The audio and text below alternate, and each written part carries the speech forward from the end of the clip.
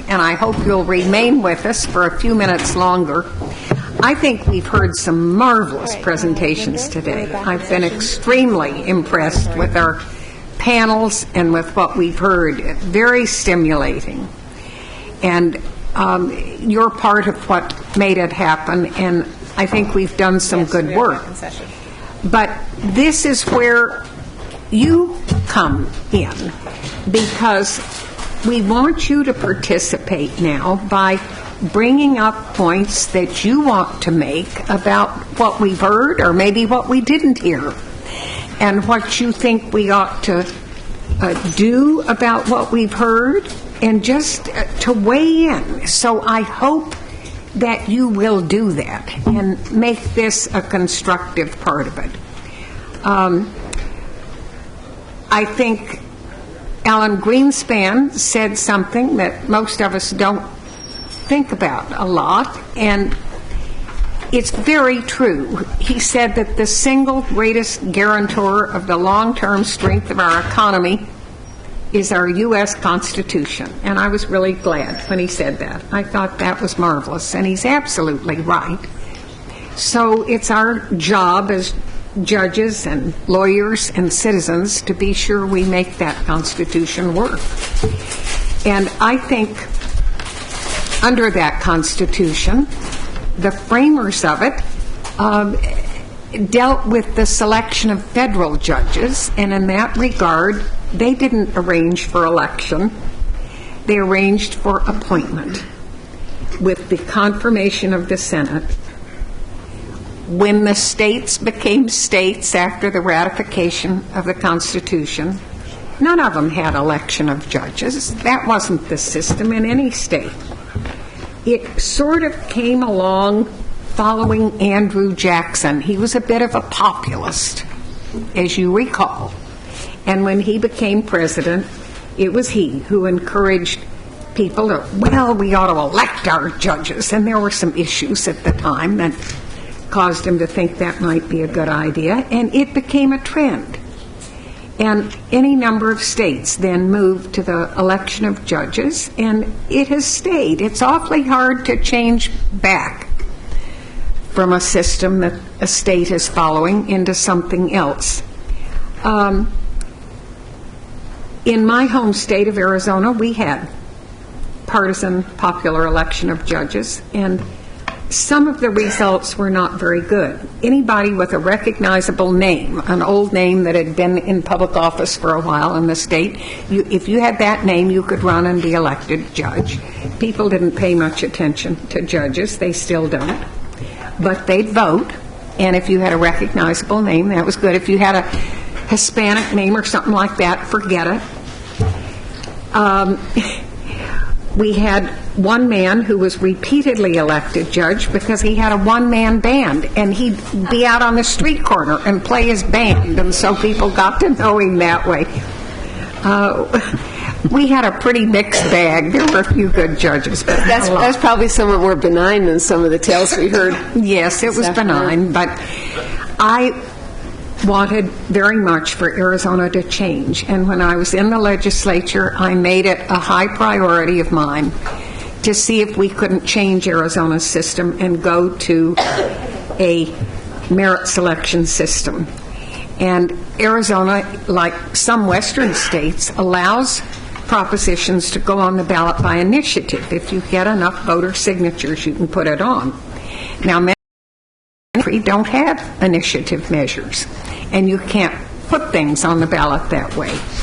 But because I couldn't get the proposal out of the House of Representatives, no, we want to elect our judges, they said, we put it on by initiative and formed strong committees throughout the state. We had a lot of corporate support and media support, and we got it passed to change our system to a merit selection system. It was not by a wide margin, but it passed.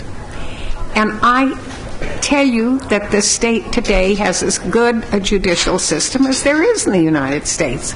I mean, maybe we don't handle business litigation as well as Delaware, but we do a lot of other things well with that Arizona system. And so I've been so pleased through the years to see what's happened. And maybe what we heard indicates that we could consider changing systems that are totally dysfunctional. And I've actually been asked on 2 occasions recently to go to states that are considering changing. And I will try to help them, and I hope that we will see maybe a little turn where some states realize that we can do some of these things better in terms of judicial selection. But in the meantime, we've heard some stories about some mean campaigns and the damage that can be done under the present system. And I think that corporate America can do a lot to ensure that we have a better system and do better. And at the same time, we've heard how many businesses are not particularly happy with taking their cases through the court system. It's gotten terribly expensive, and somehow has failed, and particularly with discovery requirements that can be excessive in today's world. And we've heard that alternative dispute resolution is available, but perhaps it too has its problems. I understand, but I don't know that it too can be extremely expensive. So I would love to just open it up and hear from you. And the floor is yours. We have 2 microphones there. Otherwise, you can just speak up. And let's hear what you have to tell us that maybe we should be concerned about and what we ought to do. Yes. Justice O'Connor, my name is Ben Studdard, and I'm a trial judge from the state of Georgia. Let me say, first of all, how much I appreciate your work and the work of the committee in putting on this program today. I'd like to offer a suggestion that hasn't been brought up yet today, and following on the comments by Mr. Gottschalk a minute ago, who expressed some despair about what corporate America can do in the short-term future about the issues that we've been talking about here. There's at least one thing that's going on in my state that is constructive and is bringing the corporate community in to work along with the legal community to improve the culture of our judicial selection process and maintain the integrity of our courts. In his concurrence in the Republican Party versus White, Justice Kennedy threw out a suggestion saying that indeed we can't ban bad speech, but the remedy, as someone mentioned earlier today, is instead to remedy that bad speech with more good speech. And he suggested the creation of independent campaign oversight committees to monitor these elections and to help educate the public, the candidates, and the press about what makes judicial elections different from the other elections that we see in the other branches of government. And indeed, he pointed out, and in fact the majority opinion in White points out, that there's nothing there that says that judicial elections have to look exactly like elections in the other branches. Many states have taken up that suggestion, and we've seen the formation of independent committees that help oversee these campaigns and help to point out where these campaigns may be going awry, try to work with the candidates to prevent that from happening, and this happen. Now, in my state of Georgia, we've seen some fairly ugly campaigns in the last couple of cycles, and we've despaired somewhat about the direction that those were going in. This year, the folks running that campaign oversight committee in Georgia decided to invite the corporate community into the committee. Now, in the past, there's been some tendency to see the corporate committee as the adversary in that situation. And that campaign is still ongoing. We have one statewide appellate seat in Georgia, 7 candidates running for an open seat. But the contrast between this election so far and the ones we've seen in the last 2 cycles has been just remarkable. There's been none of the advertisements like we saw here, the kind that we've seen in Georgia in the last 2 cycles. And I attribute that to that openness, that partnership between the legal community, the rest of the community, and the corporate community Who coming set in up there. the committee in Georgia? The leader from Bill Ide, whom I know that you know, former president of the ABA and an attorney in Atlanta, brought together other members of the legal community, but also not just the legal community, but the rest of anybody in Georgia who's interested in the topic that we're here about today. I think that's a very interesting proposal and very helpful. Are there other states represented here that similarly have a committee? Could we hear from you? Thank you so much. That's helpful. Justice O'Connor, my name is Bill Weisenberg. I'm the Assistant Executive Director of the Ohio State Bar, and I also serve now as Chair of the ABA Standing Committee on Judicial Independence. In 2000, you all saw an ad today dealing with a candidate for the Supreme Court of Ohio, Justice Resnick. That really was the watershed ad, is justice for sale in Ohio. Yeah. We spoke out. The bar spoke out on that ad immediately. And not long after, Chief Justice Moyer came to the Ohio State Bar Association, which is a voluntary state bar association, and asked us to look at whether or not to form a committee to review the advertising in Supreme Court elections. And we did it. And we created an 11-member committee, lawyers and non-lawyers, 4 Republicans, 3 independents, 4 independents, even Republican and Democrat, and 3 independents. Diverse, gender, all matching. It was wonderful. In 2002, we had to address 5 ads. In 2004, the committee never had to meet. In 2006, the committee did not meet. And in 2008, the committee has yet to meet and may not have to meet. One of the things I attribute that to is the corporate community. Because the ads came, business finally figured out to count to 4 like other groups did in Ohio. But the advertising today, and they do advertise, but it is more subtle, it is in good taste, it gets the message out, but it doesn't do it in an offensive manner. And I think the presence of a committee that is well balanced and has representation that is well known, it is chaired by the dean of a law school, League of Women Voters. I mean, it's a really good committee. I think the stature of that committee, then working with the community, has established its credibility. But as importantly, the support of the press. And the press needs to be looked on as an ally. The press is... Mr. Liptak. Okay. He nailed me in 2006. I'll give him on that article in the Times. But all kidding aside, we met with editorial writers in all the major newspapers in Ohio and continue to do so. And the first question they ask every year, your committee, are you going to be back? And I think by building that alliance and that coalition, it has changed the course of elections. And so, yes, Madam Justice, you can do it if you do it in an affirmative fashion and you stay with it. You cannot give up. You always have to be there. I think these suggestions from Georgia and Ohio are impressive. In both states, you have partisan election of judges. Isn't that correct? Ohio has a very unique system.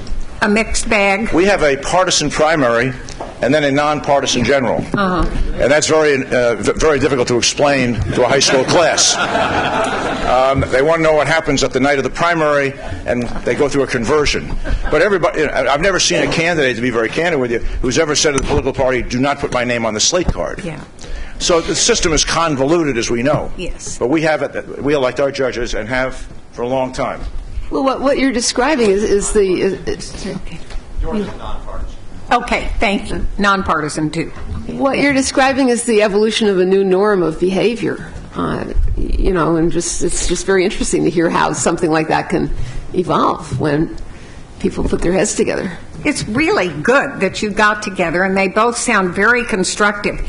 In states that have a merit selection system with periodic retention elections, some of those states, such as Arizona, has set up a mechanism whereby every voter is given some kind of record about information about every judge whose name is on the ballot. And they get information by asking every juror, witness, and litigant and lawyer who appears in the judge's court to fill out regular forms every time they're there. And those are collated. And that information is available to the voters, and that is another way of helping voters in these situations where there are no candidates in opposition, but you have a list of people to vote for. Do you want to keep them, yes or no? And you need to know something, and they try to provide something. You had your hand Yes, up. our in Wisconsin, trying to borrow from the Ohio model, created a Judicial Integrity Committee, also bipartisan with lawyers and non-lawyers, business community included, to try to monitor and to discourage the negative campaigning that you saw in the ads here and that I had to deal with in my race. And one of the interesting things that has evolved, and hopefully you will not have to see it in your state, is that we were all asked, the candidates, to sign a clean campaign pledge. That was the kiss of death, because the other campaign knew that they were not going to run a clean campaign, so there was launched an attack on the integrity of the Judicial Integrity Committee. And as a result, the media, and you're absolutely right, the media has to be involved in this, the media stopped covering the Judicial Integrity Committee's analysis of the ads that were run. And many of the ads that were run in Wisconsin were just plain false on any level that you want to evaluate it by. It didn't matter. The Integrity Committee would come out, it would nail the ads, and the media wouldn't publish it. So the net result was, in our state, the Judicial Integrity Committee was neutralized.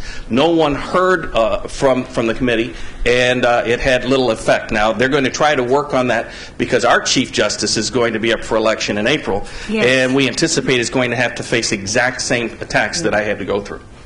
Thank you. That's helpful. Now,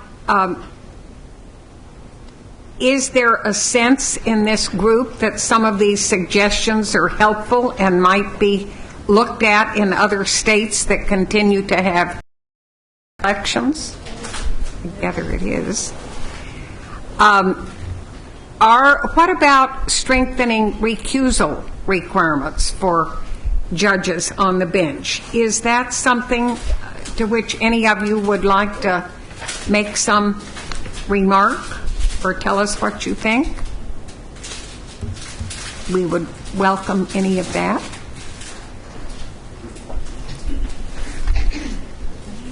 My Chief Justice knows I'm not shy. In the Standing Committee on Judicial Independence of the American Bar, we are in the final stages now of developing recommendations, best practices, and protocols to take to the House of Delegates in February of 2009. And hopefully those will be adopted. They deal with the issue of disqualification/recusal. Our committee and 3 other sections of the ABA received an enterprise grant from the American Bar Association a year ago. We hired Charlie Jay, a very noted expert from the University of Indiana. That report is now available and has been circulated. And I would be happy to send that out to anyone who wishes to get it. The Standing Committee meets in 2 weeks. As soon as the language of this is developed, and it is being developed as we're here right now, we will then circulate that. And the hope is that the House of Delegates will adopt as a policy the standards for disqualification, and then the bigger challenge is then to go to the states. But we need to work through a wide coalition of various groups in order to make this happen. The report done by Professor Jay is rather intriguing. It is a mishmash of what is happening around the country. Yes. Very difficult to wrap one's arms around it, but looking at various standards, we hope we will be able to achieve that, Madam. Well, I think that's helpful, and I know that many here will want to see that and see what happens. Tom Phillips? I have 3 things to say about this. First, 19 states have an automatic peremptory strike against a trial judge. And it would seem to me that's the best bar poll there is. And Texas is not one of them. I don't have any first-hand experience with it, and no state, to my knowledge, has an appellate strike. But that's an idea, I think, that's worth looking at, because it does not have quite the stigma of an actual challenge against the fairness of the judge. It's just the way you'd strike a juror. I don't like the way you comb your hair. Arizona has that system, and it's fine. Seems to be welcome. The second point is that in Texas, we have a system where we have a bifurcated system. Disqualification is constitutional and it's absolute. And you have the right to an immediate mandamus relief if a judge does not disqualify. The judge passes on his or her own disqualification. If you don't disqualify, then you can get relief immediately for that. But it's limited. It's financial, direct interest, family is in the case, etc. Then we have recusal, which is in our procedural rules and not merely in our ethics rules. And a motion for recusal that's filed, the judge gets to pass on it in the first instance. But if a judge declines to recuse in the face of a motion, then another judge is always appointed to hear that recusal motion. In the trial court level, another trial judge is brought in. In the appellate court, the other justices on the court hear the motion against that judge. They don't grant those very often, but it is somebody else passing on that.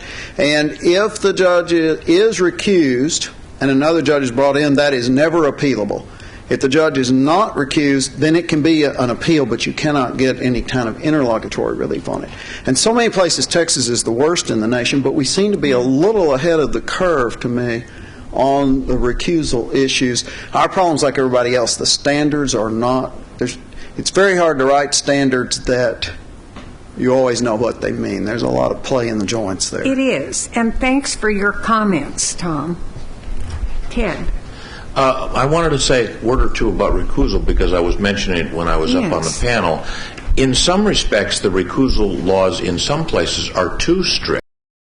There are recusals when they probably shouldn't. They're somewhat antiquated. If a justice or an appellate judge has 2 shares of some giant corporation and the decision in the case could not possibly affect in any material way the justice's participation in the case, that should be changed. It should be some sort of materiality level. It also is, I think, it drives some jurists crazy if it's too attenuated, if there's an ownership of a security in a trust that, and so forth. So some of those things that cause justices or judges to have to recuse themselves when they shouldn't.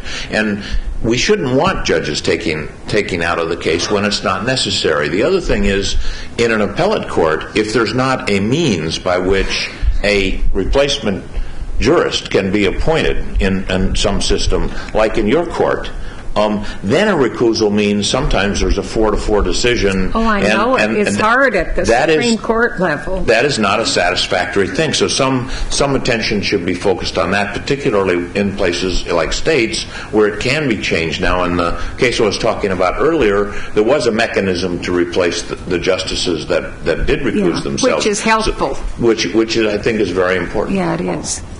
Here's another hand up coming down.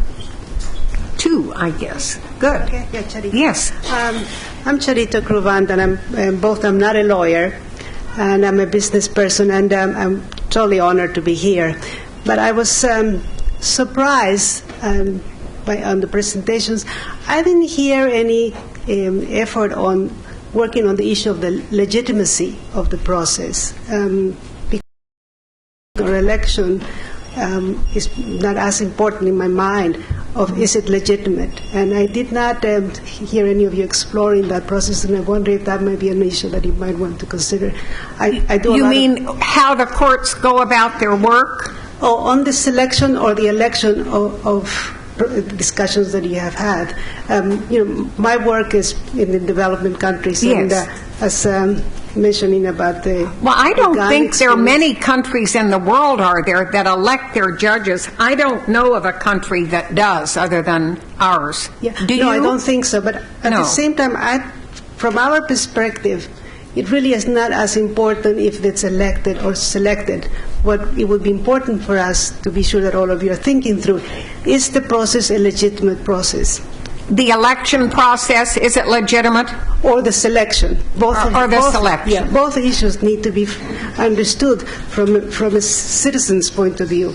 Is the process a legitimate process, and what it will not make it legitimate? Yes, you're exactly right. Yeah. I think we make lots of assumptions here based on our familiarity with the two systems. And so for you, coming from elsewhere, it must seem rather strange that we didn't talk about that aspect.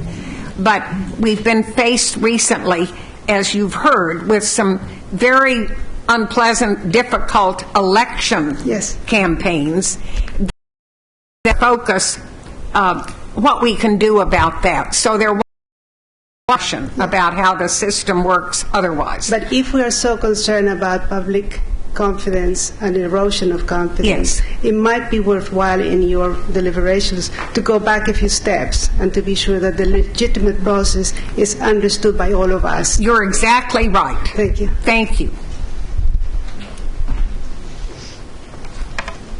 Yes. Thank you, Justice O'Connor. My name is Larry Okinaga. I'm a lawyer from Hawaii, but I was traveling around the country a few years ago as president of the American Judicature Society. My state is really totally merit selected. Our retention is by commission only. And so I could observe from a comparative point of view, an elective system versus a appointive system.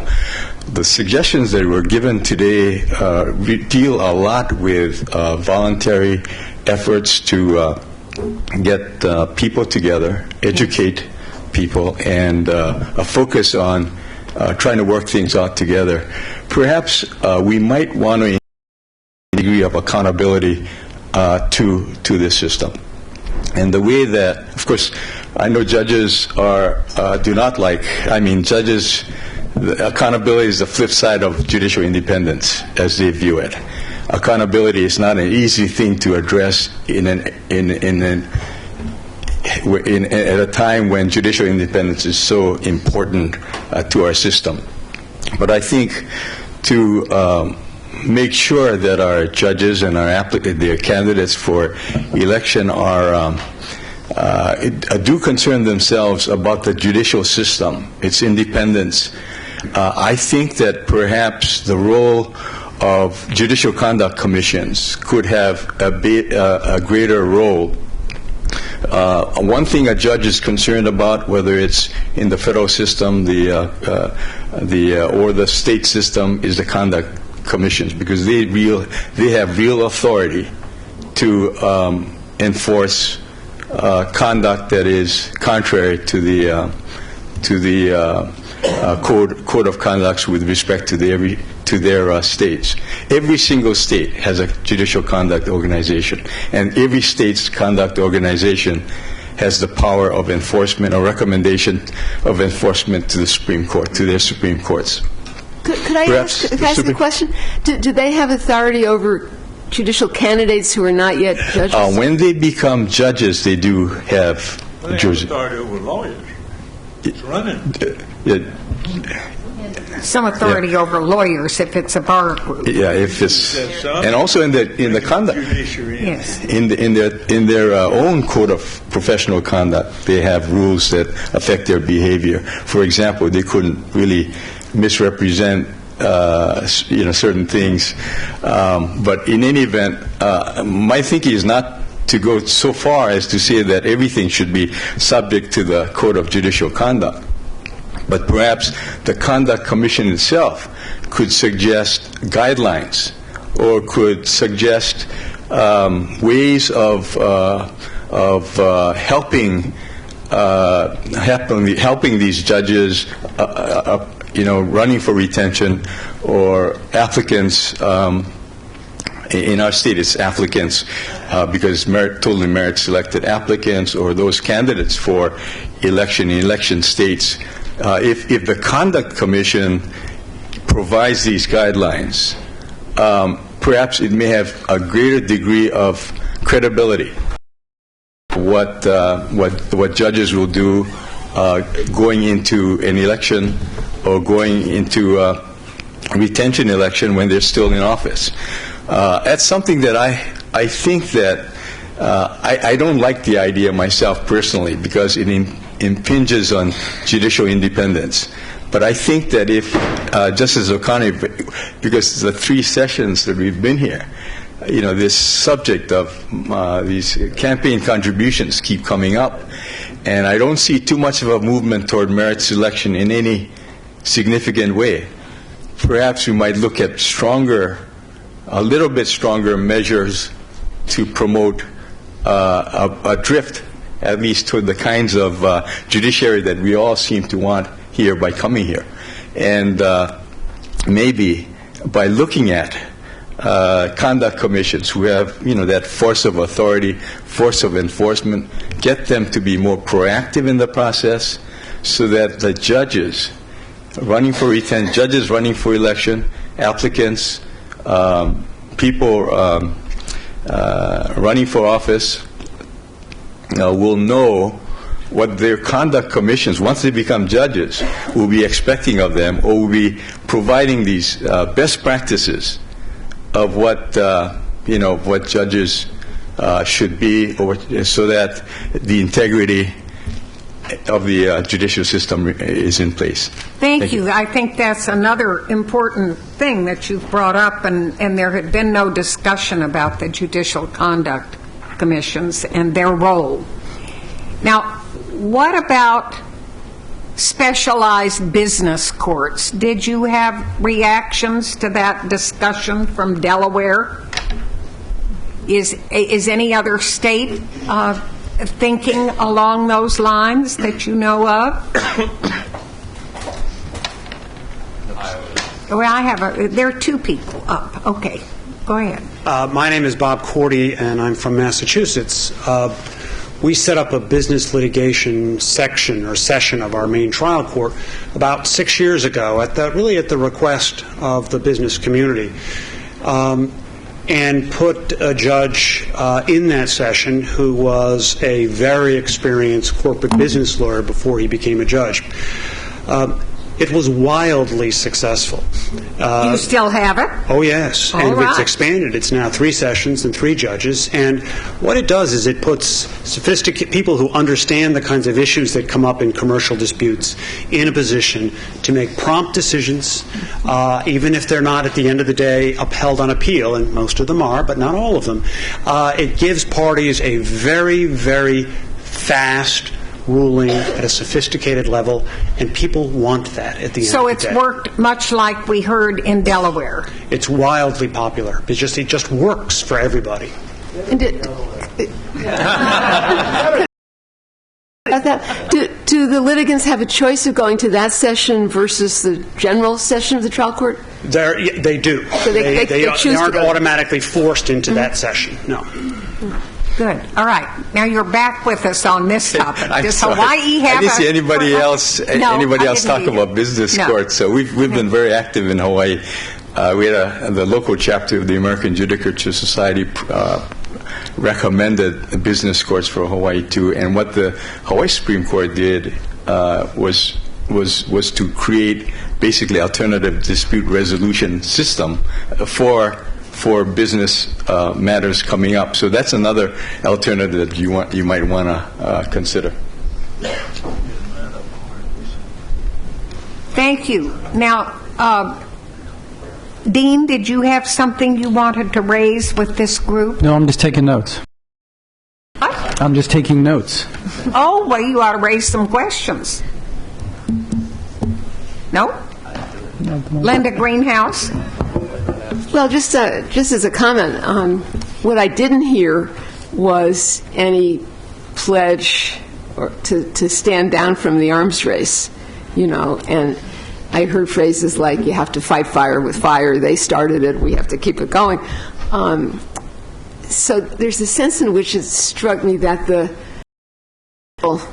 solution to the problem of money flowing into judicial campaigns is kind of treating a symptom but not the disease.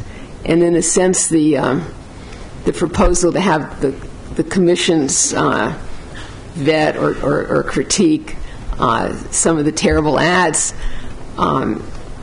also treats a glaring symptom, but the millions of dollars could buy much more sensitive and civilized ads and still have a lot of influence flowing into these judicial campaigns. So it's a very profound issue, it seems to me. Yes. I will just in following on that. So we've heard two kinds of suggestions, or two categories of suggestions. One is how one can try to improve the election system overall. Some really good points here. On that. The other is the possibility of moving from elections to a merit system. That is usually hard to do in states that have had an election system for a long time because of the claim that it's anti-democratic, that people like to choose their judges.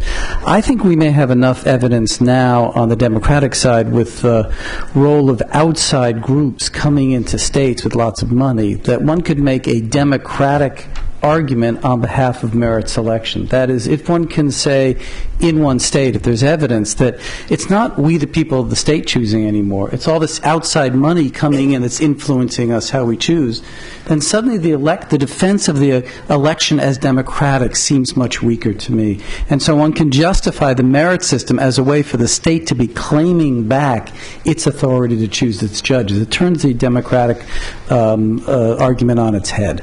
Well, let me tell you what I said in Arizona when I heard that argument. I said that under a merit selection system, that the voters would not give up their right to an election or to vote, but they would be channeled after the appointed judge for X number of years. In our state it was 4 until they had to go up before the voters, and then they'd have some basis for their vote, because voters in our state going to the ballot for a judicial race often find, 40 names on the ballot, because you're electing trial court judges, not just Supreme Court justices. You're electing judges at every level, and there are all kinds of names on the ballot, and the voters don't know anything about them. This isn't anything they know about. And so it helps them to have a retention election system where they're going to get a voter pamphlet that tells you about how the judge has performed as a judge, and then you can vote yes or no. You still have your democratic right to say, no, I don't want Judge Jones, or yes, I do. And I think you can sell it as still electing, but not as between two candidates. I don't know. Anyway, that was my thought. And it worked. Who else? Meryl, you've been up at the microphone. Now, let's hear from you. Couple of things. First of all, I want to remind the dean or the justice that there's a survey that people completed, and at some point I'm sure they'd like to hear the results, which are our students tabulated. I have a comment going to what Dean Alenikoff said regarding a democratic argument for merit selection. And in the course of the work on the OConnor project, one of the critiques that we have heard about merit selection or states that have all of their judges appointed by governors is the question of who are these panels that are submitting the lists of names. And so one thing that probably would be very useful would be some of how those names are selected. And my students actually last night put to me that maybe we should have these panels selected not just by members of the Bar Association, not just by attorneys, but also by people who are perhaps might be deemed to be more representative. This is a very important point. In states that use merit selection, typically there are commissions set up to review the applications of people who say, yes, I'd like to be a judge. Would you look at my resume and maybe you'd like to recommend me? And the makeup of the commissions is important. And the states differ in how they set them up. Again, if I can return to my home state, we set up a bipartisan commission, and a majority are citizens, not lawyers. And it is not dominated, as some businesses fear, by the trial bar. That isn't who's on it. And the results have been good. But the makeup of the commission is important. It really is. If you're going to set up a merit selection system, then you want to design a fair and primarily citizen-oriented commission to make the recommendations. And I'm glad you raised that. Yes, Barbara. I'd like to go back to the elected situation for a minute and bring up the point of the role of the Bar Association in all of this. Let's face it, usually the person who's running against an incumbent judge is going to be a lawyer. In the county from which I come, in the state of Washington, we elect our judges. The Bar Association does interviews with the judges who are sitting and the people who are running against them. And they will issue evaluations for the voters. They take out ads in the major newspapers. Do the voters trust the Bar Association? The voters take those ads. Sometimes they don't. Many times they don't, but I can only speak for our county. Yeah. I see them going into the they don't know judges. The last thing they know about judges, they usually call me and say, who should I vote for? Because they take those recommended ballots from the Bar Association in with them very often on the day of the election. And a thought occurred to me, though this is what they do, but that maybe there would be even an additional step. What about the fact of maybe a Bar Association, where it was trusted, setting up a commission that would be able very, very promptly to review advertising and be able to make a statement, a public statement, about the veracity of some of those ads. It would have to be something that would be able to respond quickly enough in an election setting. But it's just a thought that the bar maybe should much like what the people from Georgia and Ohio were talking about, and that's a pretty good way to deal with it. Thank you, Barbara. Justice Breyer. Yes, a thought. Why don't you come up here and sit with us? I'll move over. And you can have this. Well, we'll get you a chair. There's got to be a chair. There's a chair. I'm glad you're up here. Oh, and you even have your own microphone. That's even better. Okay. An honorific name tag. I thought this idea of legitimacy gave me a thought. Good. I mean, it's a very good organizing principle. He seldom has a thought, you know. It just now and then. But right. We're here. Look, we just assume it. The reason that the people went to these elections, if you hear some of the trial lawyers, you know, you say they understand all of the horrors, but they'll say is, you know what the system was before? Just as we heard in the New York case. The system before was the governor appointed some crony of his. Yes. And that's worse. That's right. And the problem there was that the people in the state who were interested, basically, thought this is really a dishonest system. You're not getting a decent judge. So they looked for a change. And that was how these elections came in many places. Now, we're really saying that when you have an elective system with wild attack ads paid for $3 million or $6 million or whatever it is, people are going to look at that and they're going to say this is not a legitimate system. You're buying the judge. Now, it might help a little to have honest ads for $5 million, but we don't know how far that's going to go, because a lot of people still say $5 million, you're buying the judge, at which point the system becomes illegitimate. And what that suggests to me is there is no legitimate or illegitimate system per se. It depends on what the people in the community are willing to accept as legitimate. So I suddenly thought, well, we do have all these different committees looking into such things as how do we ensure that the ad is honest? How do we know that it isn't a crooked ad? Let's get the newspapers in on this and various others, which is a help. Of course it's a help. But maybe they could go further. It would depend on the state and the people and whom you got involved. It might not be acceptable in some states to say we're going to have a merit selection committee where the people on the committee are just the Bar Association. No, it wouldn't. And then the question is, well, who else would you put on, and would you put them on? And the answer might vary from one community to another. Nor is it clear you can get a decent answer to this question, or even how. In San Francisco, I remember they used to have a charter amendment. In 1934, they had a charter committee, and they provided that 40 years later, they were going to have a new charter committee. And they did. They elected the new charter committee with a mandate to change anything that was wrong in the thing. All right, so it varies from community to community. You need some kind of mechanism. There are 5 different ideas. The ultimate question is, what will convince people in that community that what they're getting is a judge and not a crony, and not someone who's bought? So could people, what do they think about going into that? And you can have, it's the people who will know are people in the community, not really us. End of thought. Well, that's good. Now, I thought I'd share with you what the little survey results are. You filled out, many of you, most of you, this little survey about some of these issues. And about 80% of those returned think that partisan judicial elections is the least desirable system. It doesn't surprise me. I think that's where my own vote is.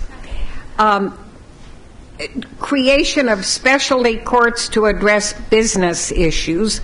40% strongly support, 32% mildly support. That's a lot of support, I'd say, overall, and we've heard encouraging statements about that.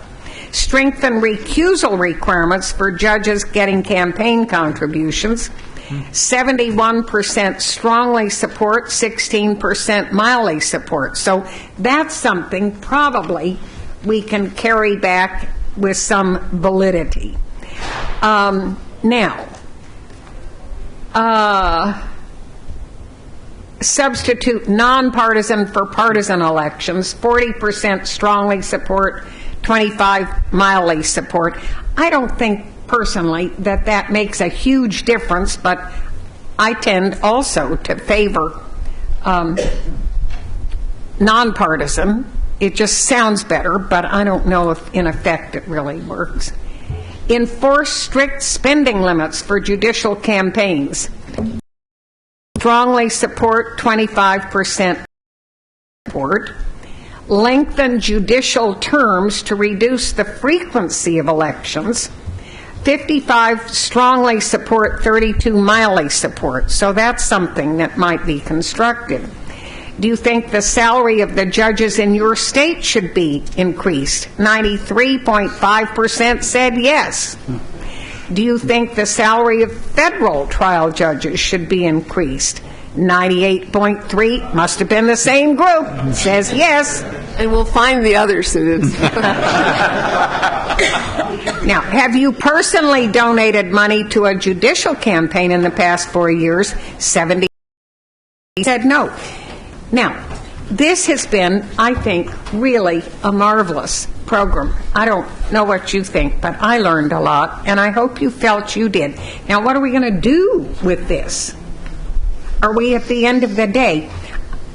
I suggest that we might try, if you think it's a good idea, to put together, let's call it a task force of some of the folks here who have listened and who are willing to serve. You might be sure and tell Meryl Chertoff if you are willing, or me, and we might put together a group, consider these recommendations, and see how courts can function better in terms of serving corporate and business interests as well as the public generally. I mean, could we do things better? And how can corporations and businesses help improve the tone of judicial campaigns? Maybe we could make some contributions there. Some of these suggestions today have been good. And any other ideas that deal with recusal requirements and disclosure requirements of contributions and so on. So please, we won't ask too much of your time, but I think the subject is important. If you're willing to give a little time so that we can synthesize some thoughts, then we could make some use of them. I don't know how many people would be influenced by it, but maybe it has a little credibility because you are a great group, and I would hope that it would have some credibility because of your participation. And I know that some good can come out of these conferences. When we started this and the consensus was we need more education, we're really following up on that, and I think you will be pleased to see the results of some of that. I'm excited about it, and I hope you will be too. And so we've made headway.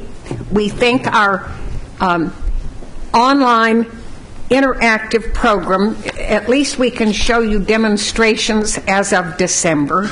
I think there's more that we can do if we harness the ideas and the energy and the intelligence of this group. You're terrific.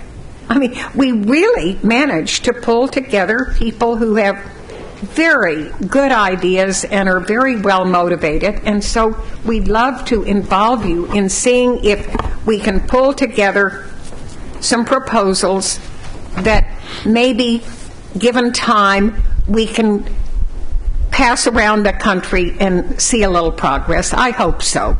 And Linda Greenhouse can tell us how to get some coverage for it. But thank you all for being here, and thank Georgetown for having us once again and putting up with this group and all of the effort that it takes to put something like this on. We are very grateful. Thank you. Let me just follow that with a couple of closing words as well. The Supreme Court decided in the late 19th century that corporations were citizens for certain purposes under the Constitution of the United States, and the title of this conference was about corporate citizenship. Yes. We are all citizens in other ways as well, in our personal capacities as well as our corporate capacities. I'll take Justice O'Connor's comments one step further. I think it's a duty, it's an obligation of citizenship to talk about the importance of the independence of the courts and fair and impartial courts.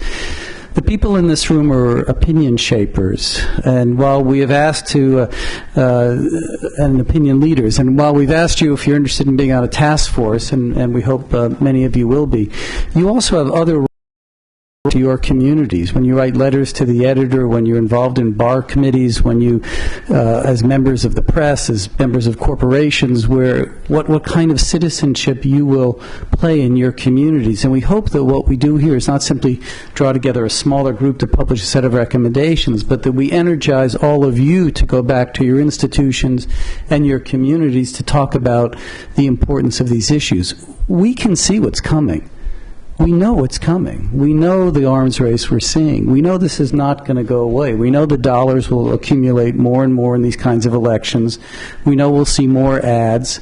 It's plain that this will happen unless citizens exercise citizenship and say, we don't want this anymore, until there really is a progressive movement for good government, if you will, and that way to take a Wisconsin turn-of-the-century analogy. We need to do that. We need to get committed to making sure that courts maintain their fairness and their impartiality, and that they're permitted to do so. And to go back to Mr. Greenspan's opening address this morning, which was really, I thought, quite interesting, as Justice O'Connor reminded us of the linkage between a healthy and functioning economic system and respect for the rule of law as identified in our Constitution. So I would charge us all as citizens, corporate and individual, to take this message back with us and to keep talking about these issues. And let me finally also add my great thanks to Justice O'Connor, who has brought this conference to us now for 3 years and been the guiding light and the energy for this conference. Now here's another guiding light we're going to hear from you, too. All right. I was going to say... Justice Breyer, who has been here with us through these conferences as well, for his terrific remarks at each conference, and also to Meryl Chertoff, who has worked hours and hours and hours to bring a fabulous conference. Thank you, Meryl, for that as well.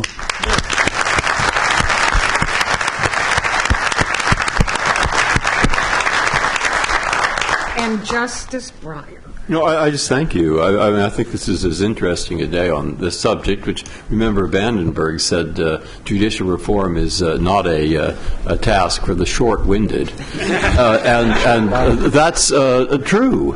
And this is as interesting a day on this subject as I've spent. And I think the reason, for me, is that it's jumped back and forth between various levels of discourse. I like, as I said, I like that idea of legitimacy, because I think what we're talking about here at some level is that. has to do with the public confidence in the judicial system, and what cuts against that and what cuts for it varies from place to place, state to state, and overall themes. Nobody's going to say it's a good idea to spend $10 million trying to elect a judge, or at least I don't think many would. Now, and the detail has been interesting. Yeah. I mean, it's quite specific. So we have the detail and we have the framework, and we have a group of people who are pretty interested, or up to a point, as much as one can be in such things. And there is a plan. Which I'd say get the governors in different states to get people to look into this crisis of confidence, legitimacy, etc., and go look through these things with an eye towards creating a system that will better reflect what people basically are judges in whom we have confidence. Right. There we are. So I think the day was worthwhile. It came out of this pretty well, and I hope it continues. Thank you. And I understand there is a reception somewhere. Where is it? First floor? Up one flight, the reception. We'll meet you up on the first floor where the coffee breaks. Thank you all for being here. I think it's good. Yeah. It was good. Absolutely. And we had one.